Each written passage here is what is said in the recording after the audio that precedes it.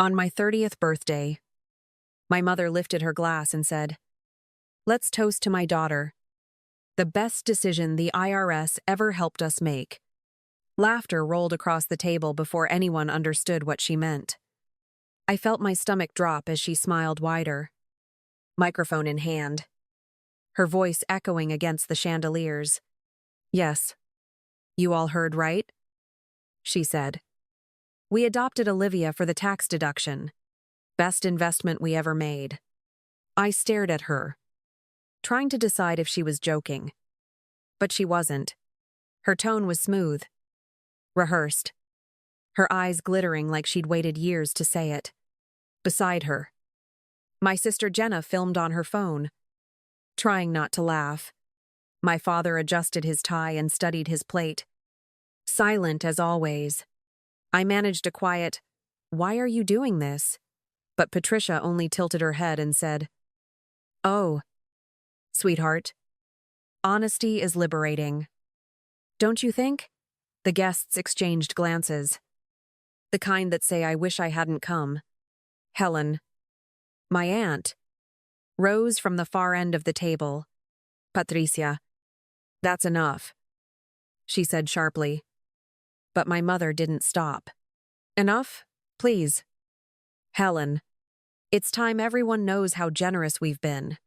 30 years of tuition, gifts, a roof over her head. We never expected gratitude. But she should understand what family sacrifice means." My chest tightened. I whispered, "Family doesn't humiliate each other in public." And she smiled as if I'd just proven her point. "See?" she told the guests. "So dramatic. Always the victim." Someone coughed. Someone else reached for their purse. The sound of silverware scraping plates filled the silence between us. I could feel my pulse in my throat. But I kept my voice level. "You planned this," I said. Patricia shrugged. "Call it a celebration of truth. You like truth, don't you?" I didn't answer. Instead, I reached for the clutch in my lap. Inside was the envelope Grandma Grace's lawyer had given me 2 days earlier. Sealed with wax and her initials pressed into it like a warning. I'd promised myself I wouldn't open it unless absolutely necessary. Sitting there under a chandelier, every eye on me. I knew this was that moment. I slid the envelope against my palm, feeling its weight, steadying my breath. "If you want to talk about truth," I said quietly enough for only her to hear, "let's make sure we share the whole story." She blinked, her smile wavering, and I saw something shift in her eyes' recognition. Maybe fear. Around us, the guests waited, unsure whether to stay or flee. But I didn't move. The music had stopped. The candles flickered. And for the first time in my life, she looked uncertain of what I might do next. Theodore Whitman's office smelled faintly of leather and old paper. He sat across from me. His tone measured as he said, "Ms. Carter, your grandmother left instructions that I deliver this only to you." I told him her estate had already been handled, that there must be a mistake. He shook his head slowly and slid an envelope toward me. Its wax seal pressed with the initials G. "M," he said. "This contains a personal letter, a duplicate of her will, and another envelope to open only when you feel it's absolutely necessary." I stared at it and asked why she would leave something apart from the estate. His gaze didn't waver.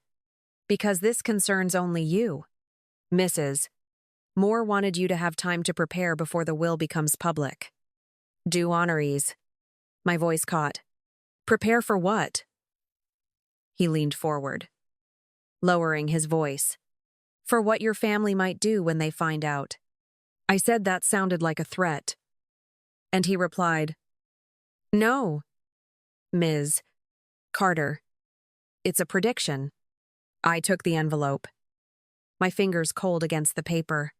Outside, Charleston's air was thick with humidity, the street still damp from morning rain. I walked along the cobblestones, Hearing my grandmother's voice in my memory, "You belong here more than you know." Back in my apartment, I set the envelope on the table and stared at it until the lamplight blurred. I finally whispered, "What did you do? Grandma?" But the room stayed silent. When I broke the seal, her handwriting filled the page, graceful and steady. "My dearest Olivia, if you're reading this, I am gone. You were never a stranger in this family. You are my blood." I read it again, tracing the words with my thumb. She ended with a single instruction: "Open the smaller envelope only when the truth becomes unbearable." I folded the letter and locked both envelopes in my desk drawer. My chest ached, caught between fear and disbelief. Outside, thunder rolled over the harbor like a warning. My phone buzzed on the counter, Patricia's message glowing across the screen. "Dinner at the harbor room this Saturday. Everyone's invited." I typed back, "I'll be there," though my hands trembled as I pressed send. The wax seal on my grandmother's envelope glinted faintly under the lamp, and I knew I'd carry it with me when I walked into that dinner. Lucas spotted me through the window of the cafe and walked in before I could wave. He said, "You've been staring at that envelope for 15 minutes. Either open it or stop torturing yourself." I told him I wasn't sure what to do, that I didn't want to bring chaos into a family already cracking. He leaned on the table and said quietly, "Chaos is coming whether you open it or not. The only question is if you'll be ready for it." I laughed without humor. "You make it sound like a war."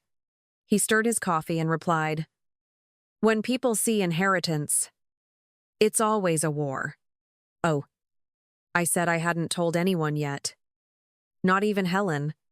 "Good," he said. "But if you're walking into that dinner Saturday, don't go unarmed." I looked up. "You think they'd try something?" He tilted his head. "They already have. That speech from your mother? That wasn't random. It was the opening shot." His words sank in slowly. "You think she knows about the will?" I asked. He shrugged. "If she doesn't now, she will soon. Secrets like that have a way of leaking." I pressed my hands together and said, "I can't show up with documents like a prosecutor." He smiled faintly. "You don't have to use them. Just carry them. It'll remind you that truth is on your side." 2. When we stood to leave, he said, "You've spent your whole life letting them set the tone. Maybe it's time you set it." I told him I'd think about it. He grinned. "Thinking's fine. Just don't freeze when they act." As I drove home, his words replayed over the hum of traffic. The sealed envelope lay on the passenger seat beside me like something alive, heavy with air I hadn't breathed yet. I whispered, "Just in case," and slipped it into my clutch. Across town, Patricia was pacing the living room while Jenna scrolled her phone. "The will is real," Patricia said. "Grace left everything to Olivia." Jenna blinked. "How do you even know that?" Patricia's voice dropped lower. "A friend at the courthouse. The paperwork's been filed but not released." Jenna frowned. "So what now?" Patricia stopped pacing. "We remind her she doesn't belong here. In public. In front of everyone." Jenna hesitated. "Mom." "That's cruel." Patricia's eyes hardened. "Cruel is losing everything to a charity case we raised." Jenna whispered. "She's still your daughter." Patricia cut her off. "She was never mine. It does to Beata." That night, I sat on my balcony watching the city lights bleed into the water. The envelope was in my lap, the wax seal unbroken. The sound of my mother's voice from that dinner echoed in my head, every word sharp enough to cut through the dark. I touched the seal and said aloud, "You wanted truth. Patricia, you'll get it." The harbor wind carried the words away. But the decision stayed. The harbor room glowed with soft light. Every table dressed in silver and crystal. Patricia greeted me with a kiss on the cheek and said, You look stunning. Darling. I wanted tonight to be perfect for you. I forced a smile and thanked her. Though the word perfect felt heavy, she leaned closer and whispered, "You see, we're not so bad after all," I said quietly. "I'll believe that by the end of the night." She laughed, brushing it off like she didn't hear the warning. When everyone had arrived, Patricia stood at the head of the long table. Before dinner, "I just want to say how proud I am," she began. "Olivia has always been resilient." The pause between the words was deliberate, the kind that made people lean in. "She's overcome so much, and we're grateful to call her ours." My stomach tightened, but the guests applauded politely.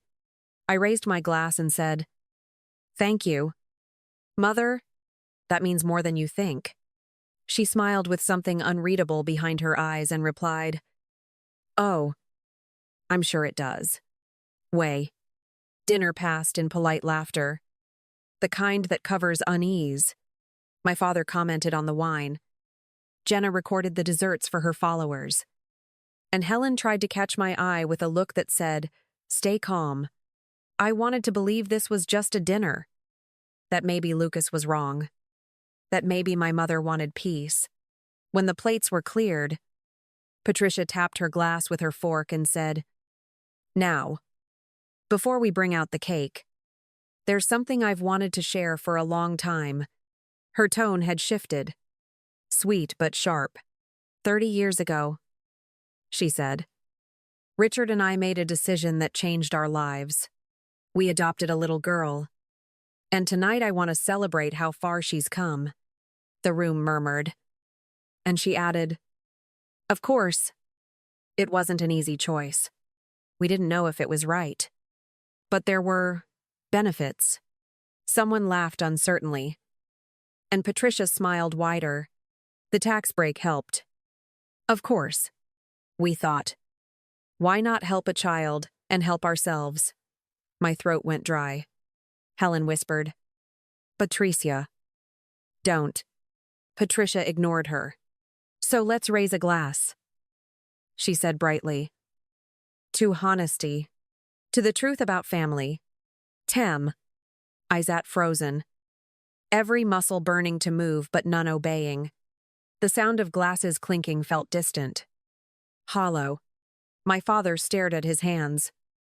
Jenna's phone hovered above her plate, and my mother's voice filled the silence again. "Olivia. Sweetheart," she said. "You've been trying to belong for so long. Now everyone knows why."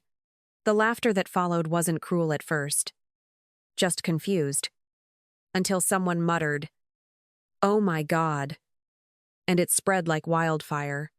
I looked at her and said evenly, "If you wanted honesty, you'll get it." The lights reflected off the water outside, and for a brief, fragile moment, she thought she'd won. The clinking of glasses faded before I spoke. "Thank you, Patricia," I said evenly. That was quite a confession. Her smile wavered, but she lifted her chin and said, "It's not a confession. Olivia, it's honesty. You've lived off our kindness long enough." I nodded slowly. "Then honesty it is." My voice carried further than I expected. "Since we're celebrating truth tonight, I brought some of my own." "I have too." The room fell still. "You don't have to do this," Helen murmured from across the table. But I said, "Yes, I do." I reached into my clutch and laid a cream-colored envelope beside my plate. Patricia's face drained of color. "What is that?" she asked. I said calmly, "This is from Grandma Grace's attorney. She left something for me before she died. Something only I was meant to see." 8. Patricia laughed tightly. "Oh, please. Grace left everything to the family. Your father and I handled it." I looked at my father. "Did you?" His eyes dropped to the table. "Patricia," he whispered. But she cut him off. "Don't start. Richard, This is ridiculous. I held the envelope steady. It's certified, notarized, and witnessed by 3 attorneys. Would you like to read it aloud? Or shall I? Patricia said. You're making a fool of yourself. I said. Maybe. But if I am, at least it'll be documented properly this time. Asked. I unfolded the will and began. My voice steady. Eyes are Grace Moore. Leave the Anderson estate, including all property and its contents. To my granddaughter, Olivia Carter. A ripple moved through the room. Whispers swelling like wind. Patricia said sharply. That's impossible. The estate belongs to us. Helen rose from her chair. It's not impossible, she said. I witnessed it myself. Patricia's voice cracked. You knew about this? Helen said. Mother knew what she was doing. She wanted Olivia to have what was hers by right. Don't low. Patricia tried to speak, but I cut her off. It's legal. Patricia. Every signature verified. Every clause in order, she said. You forged it. I shook my head. You think I'd forge something that can be checked in 10 minutes? No. You just never thought I'd have the courage to bring it here. She glared at me. You ungrateful little... I stopped her. No. I'm not ungrateful. I'm done being grateful for cruelty disguised as generosity. The guests shifted uncomfortably. My father rubbed his forehead. Patricia. Maybe we should listen, he said softly. She turned on him. You're siding with her? He whispered. I'm tired. Pat, I can't do this anymore. The sound of his voice broke something in the air. The illusion of control she'd held for years. I continued. There's more. Grandma's letter explains why. Patricia's breath caught. Don't you dare. I read. My dearest Olivia, you are not a stranger to this family. You are my blood. The daughter of Marcus Moore, my firstborn. Gasps erupted around us. I looked up. My voice quiet but clear. You knew. Didn't you? Patricia stared at me, her mouth opening and closing without sound. You knew all along who I was. And you hid it because it meant you'd lose everything. Jenna whispered. Mom. But Patricia didn't answer.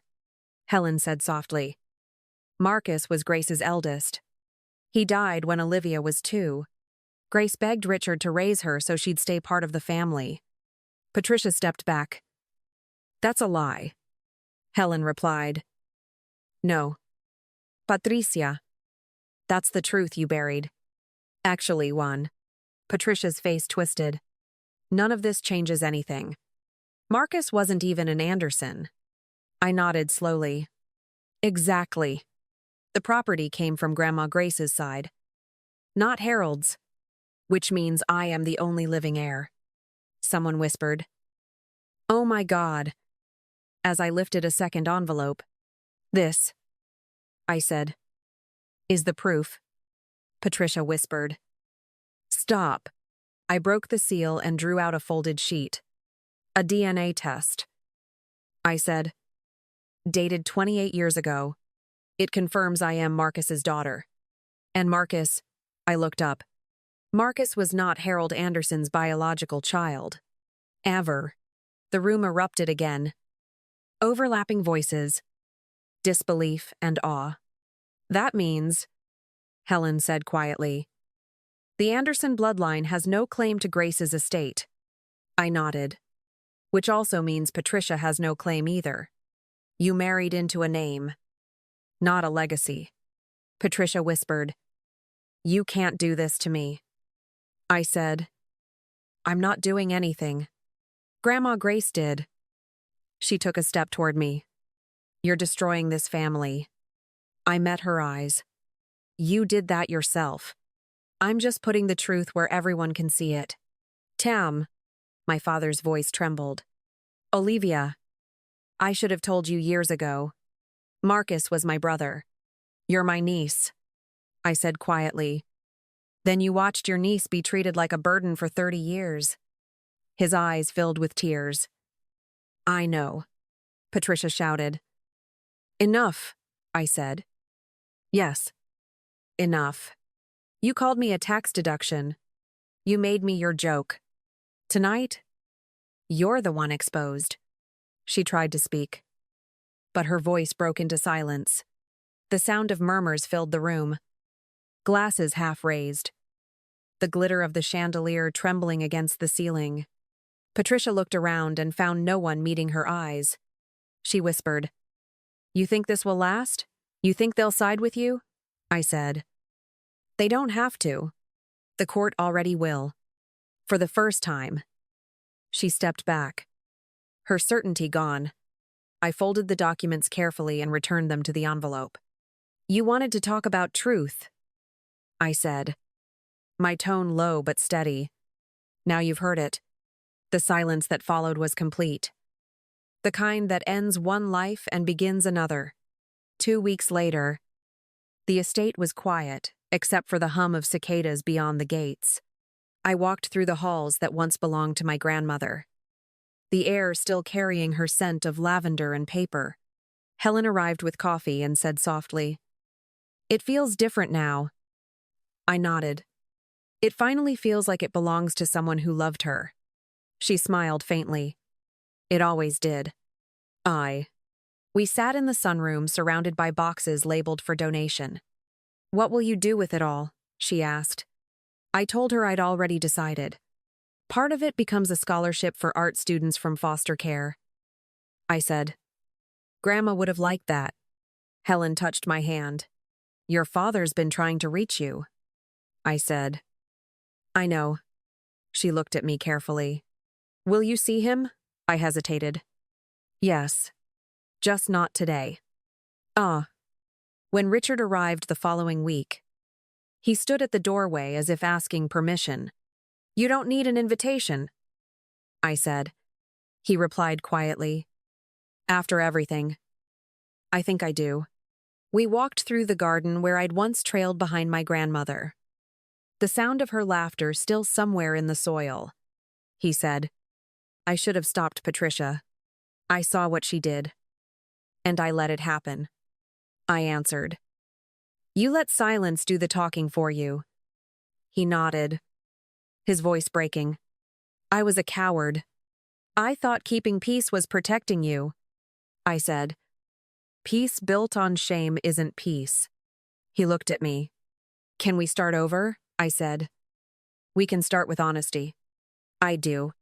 After he left, I called Lucas and told him the house was ready for the renovation plans. "You're turning it into something new?" he asked. "Not new," I said. "Just open." He laughed quietly. "You sound lighter," I said. "Maybe I finally am." He offered to bring the paperwork in the morning. "Bring coffee instead," I told him. "Paperwork can wait." A week later, Jenna asked to meet. We sat at a small cafe far from the city center. She said, "I've lost everything, followers, sponsors, friends," I told her. "That's not everything." She stared into her cup.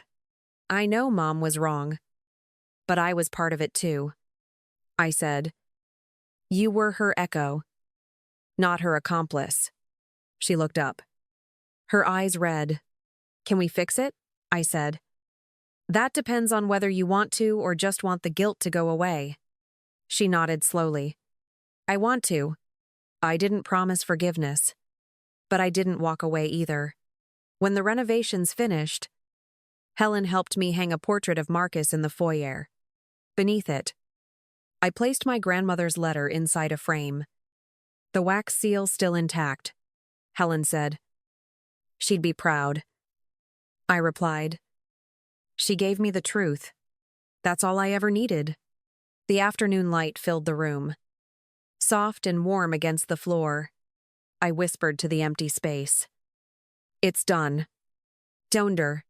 That night, I lit 2 candles on the mantel, one for Grace, one for Marcus. The flame wavered. Steady but alive, I said quietly. You were both right. Blood remembers. The house was silent except for the faint rustle of the trees outside. For the first time, I didn't feel like a guest in someone else's story. I felt home. Thank you for staying with me until the end of this story.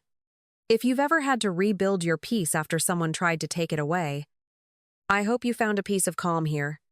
Share your thoughts below. I read every word. And if this story stayed with you, stay a while with me.